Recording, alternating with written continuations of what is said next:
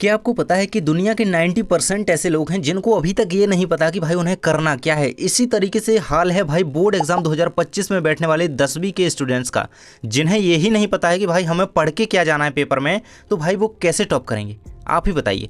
मैं आपको इस वीडियो में हिंदी विषय के ऐसे टॉपिक बताऊंगा, यानी कि कहें कि ऐसे प्रश्न बताऊंगा जिन्हें आप पढ़ करके जाएंगे और आपको ये पता चल जाएगा कि भाई हमें यही पढ़ना है, तो आप एज इट इज बिल्कुल वही क्वेश्चन वहाँ पे देखेंगे और वही क्वेश्चन वहाँ पे सॉल्व करके आएंगे। और 100% मैं गारंटी दे सकता हूँ कि आप अगर इन टॉपिक्स को कर लेते हैं ना, तो 95 से ज़्यादा मार्क्स आप अपने हिंदी विषय में अचीव कर लेंगे। और इसी तरीके से मैंने हर एक सब्जेक्ट का वीडियो डाल दिया है, आप लोग जाकर के देख लेना, है ना। बिल्कुल तैयारी नेक्स्ट लेवल की हो जाएगी। देखिए, ये वो इंपॉर्टेंट टॉपिक हैं जो कि पिछले वर्षों में रिपीट हुए हैं और नए क्वेश्चन जिनसे आ रहे हैं, सो इनको आपको जरूर से कंप्लीट करके जाना है। देखिए, क्योंकि इस वीडियो में मैं आपको बताऊंगा क्या क्या बताऊंगा भाई। सबसे पहले तो वो बता देता हूं आपको कौन से कवि परिचय करके जाना है, बिल्कुल देखने को मिलेगा। कौन सा आपको लेखक परिचय करके जाना है ना, वो भी मैं आपको बता दूंगा। और कौन से आपको गद्यांश पढ़ के जाना है, कौन से काव्यांश पढ़ के जाना है, कौन सा आपको औपचारिक का अनौपचारिक पत्र करना है ना, पत्र लेखन कौन सा करना है, कौन सा अनुच्छेद लेखन, संवाद लेखन, भाई सारा कुछ इस वीडियो में कवर हो जाएगा। तो हिंदी में बिल्कुल, और व्याकरण में क्या क्या पढ़ के जाना है भाई,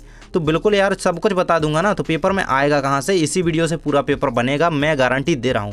तो बिल्कुल से बने रहना। सबसे पहले बता दूं कि भाई तुम्हें पढ़ना किस तरीके से है। देखो, तो आपके पास केवल 3 महीने बचे हैं। हिंदी को अगर इस तरीके से पढ़ लिया ना, और ये जो जो टॉपिक्स इस वीडियो में बताए हैं नीचे, अगर उनको केवल पढ़ लिया ना, तो मैं कह रहा हूं, गारंटी दे सकता हूं, मैं गारंटी भाई दे रहा हूं ना कि 95% से ज़्यादा आप मार्क्स ला पाओगे। और हर विषय में इसी तरीके से करना पड़ेगा तभी, है ना। देखिए, अगर आपने अभी तक चैप्टर्स नहीं पढ़े हैं तो चैप्टर्स को पढ़िए। सबसे पहले हिंदी के चैप्टर्स को पढ़िए भाई। हिंदी के यदि आप चैप्टर्स को पढ़ेंगे ना, तो आपका एक भी ऑब्जेक्टिव गलत नहीं होगा। ऑब्जेक्टिव क्यों नहीं गलत होगा? क्योंकि ऑब्जेक्टिव जो नए बनती है ना भाई, वो थ्योरी से बना के देते हैं, बीच से उठा के देते हैं। और अगर आपने चैप्टर को घोल के पिया होगा ना, तो भाई कितना भी गहराई से चैप्टर ऑब्जेक्टिव पूछ ले, आप करके आओगे। देखिए, इसके बाद है आपको महत्वपूर्ण टॉपिक सबसे पहले पढ़ना है भाई। ये नहीं सोचना है कि भाई इतना गाइड में दिया है ये सारा पढ़ लूँ। अरे यार, पहले इंपॉर्टेंट करो, पहले वो टॉपिक कंप्लीट करो। पिछले पेपर देखो, पिछले वर्षों के जो है पेपर देखो, उन्हें देखो भाई किस चैप्टर से कैसे क्वेश्चन आए हैं, किस तरीके के क्वेश्चन आए, कितने क्वेश्चन आए हैं, कितने नंबर का इससे पूछा जा रहा है, तो बहुत ज़्यादा इंपॉर्टेंट है, उससे पहले सॉल्व करो। तो उसी तरीके से बिल्कुल एक स्ट्रेटजी के अनुसार पढ़ना स्टार्ट करो। बिल्कुल मैं कह रहा हूँ आप अच्छे मार्क्स लेकर के आ पाओगे। देखिए, मॉडल पेपर, मैं मॉडल पेपर आपको प्रोवाइड कराऊंगा। सैंपल पेपर आ चुके हैं, है ना, तो उनको भी ज़्यादा से ज़्यादा सॉल्व करो, है ना। पहले पूरा कंप्लीट करो, उसके बाद ही मॉडल पेपर आपको सॉल्व करना है। इसके बाद देखिए, हिंदी को कम से कम 1 घंटे का समय देना स्टार्ट कर दो भाई। हिंदी देखिए, क्योंकि हर एक सब्जेक्ट को ना भाई उतना ही महत्व देना जरूरी होता है जितना कि हम हर एक सब्जेक्ट को देते हैं। देखिए, जैसे मैथमेटिक्स, भाई किसी को जो भी सब्जेक्ट हार्ड लगता है वैसे तो उससे ज़्यादा दो, लेकिन हमें समान महत्व हर एक सब्जेक्ट को देना है। क्योंकि भाई आपकी परसेंटेज अगर 1 नंबर में भी कम गए ना मार्क्स, तो परसेंटेज भाई गिर जाएगी और आपकी मेहनत बर्बाद हो जाएगी, है ना। देखिए, चैप्टर वाइज इंपॉर्टेंट क्वेश्चन तैयार करो, जो कि मैं लगातार आपको करवाते जा रहा हूं। तो बिल्कुल से सब्सक्राइब कर लो, जुड़ जाओ हमसे। देखिए, अब आपको बात आती है भाई क्षितिज, आपकी क्षितिज ही ना पुस्तक का नाम, और काव्य खंड से आपको क्या पढ़ना है, गद्य खंड से आपको क्या पढ़ना है, तो सारा कुछ इस वीडियो में हम बताने वाले हैं। तो बिल्कुल से बने रहेगा। वीडियो को बिल्कुल 2x में कर लो या फिर 3x में, जो भी आपको करना है, लेकिन वीडियो को पूरा देखना है, पॉइंट समझ के जाना है भाई कि क्या क्या आना है पेपर में, क्या क्या करना है। बाकी आपको कुछ नहीं पढ़ना है, केवल यही पढ़ना है जो इस वीडियो में बताऊंगा, है ना। इससे आपका टाइम बचेगा और भाई कर पाओगे, है ना, कर पाओगे कि भाई यही हमारा आना है। आपको पता होगा ना ये चीज़ें भाई कि यही आना है, तो आप बाहर का कोई पढ़ना ही नहीं, है ना। तो देखिए, यहाँ पे देखिए, सबसे पहले पद साहित्य के इतिहास के बारे में, जो काल विभाजन है ना, 4 कालों में बांटा गया है इसको, है ना। और बहुत सारा कुछ इसका पढ़ लेना, क्योंकि काल विभाजन कई बार पूछा गया है ना। और सन के बारे में पूछा जाता है, कब से प्रारंभ हुआ, है ना। देखिए, रीतिकाल हो गया, आधुनिक काल, प्रगतिवाद और नई कविता, इनकी विशेषताएं याद कर लेना भाई। 2 नंबर में क्वेश्चन आता है ना, तो बिल्कुल से इनकी विशेषताएं कर लेना याद। बस ये हो गया आपका एक क्वेश्चन कंप्लीट, है ना।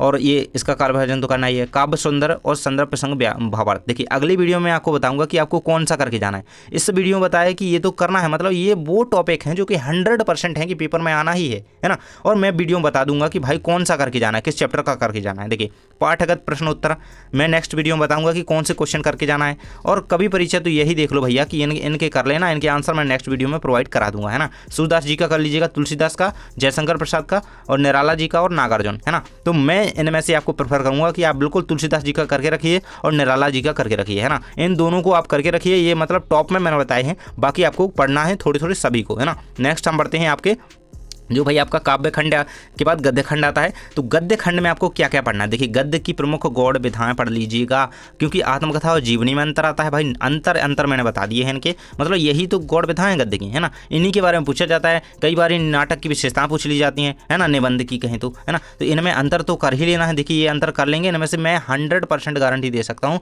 कि बोर्ड परीक्षा में इनमें से एक ना एक अंतर आपको देखने को जरूर मिलेगा। और क्या पता अलग अलग से क्वेश्चन आ जाए अथवा में आ जाए, तो बिल्कुल देखने को मिलेगा अंतर, तीनों ये याद कर लेना, है ना। और व्याख्या कौन सी करना है मैं नेक्स्ट वीडियो में बता दूंगा, ये प्रश्नोत्तर भी बता दूंगा, है ना। और आपको लेखक परिचय इनके कर लेना भाई, किनके, रामवृक्ष बेनीपुरी को ध्यान दीजिएगा बिल्कुल, और मन्नू भंडारी को, और यतीन्द्र मिश्र और स्वयं प्रकाश, है ना, बिल्कुल से इनको याद कर लीजिएगा और 100% आपको देखने को मिलेंगे।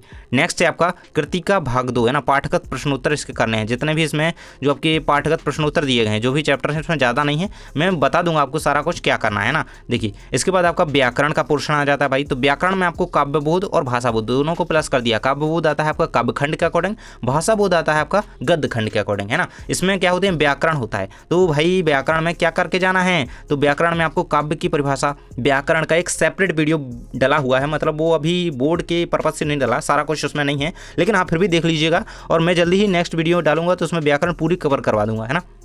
आपके 10th में केवल प्रबंध काव्य के भेद हैं, तो इनको कर लेना, 100% आएंगे, है ना। रस की परिभाषा कर लेना। देखिए भाई किसी भी रस की परिभाषा आ सकती है और उदाहरण से है, तो वीडियो है चैनल पर जाकर के देखो।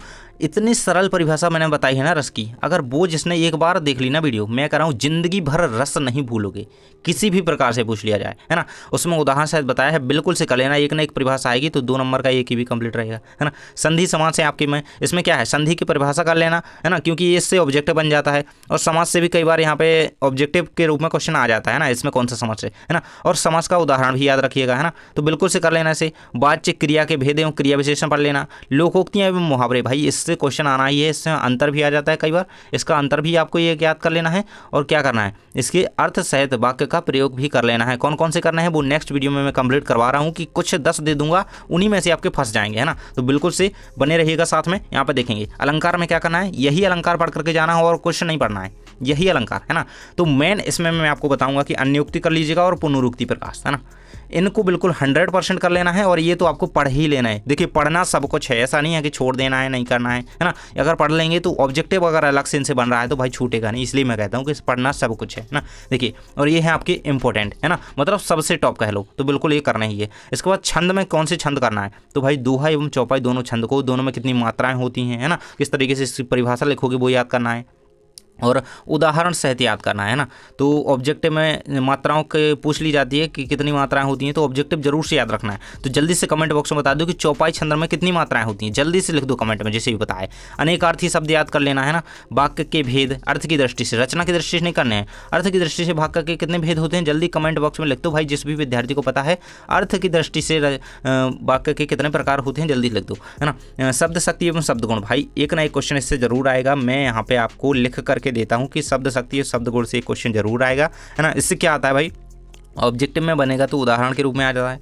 और परिभाषा एवं प्रकार आपको पता होना चाहिए, है ना, क्योंकि पूछ लिया जाता है किसी शब्द शक्ति, है ना, प्रसाद गुण, माधुर्य गुण, उज गुण के बारे में यहाँ पर उनकी परिभाषा उदाहरण से लिखी, तो इस तरीके से क्वेश्चन आ जाता है। इसके बाद अपठित बोध में भाई देखिए इसमें आपको कन्फ्यूज़ नहीं होना है कि यही आएगा, भाई ये नहीं आएगा। इसका नाम क्या है यहाँ पे, इसको समझो पहले। अपठित मतलब जो आपने पढ़ा नहीं, वैसे आ तो जाता है बुक्स का, कई बार ही आ जाता है, लेकिन अपठित का मतलब क्या होता है, जो आपने पढ़ा नहीं, मतलब आपके पोर्शन से नहीं देंगे, है ना। मतलब इसमें आपको खुद दिमाग लगाना होता है भाई। यहाँ पे मतलब इसके आंसर तो इसी में लिखा होता है ना।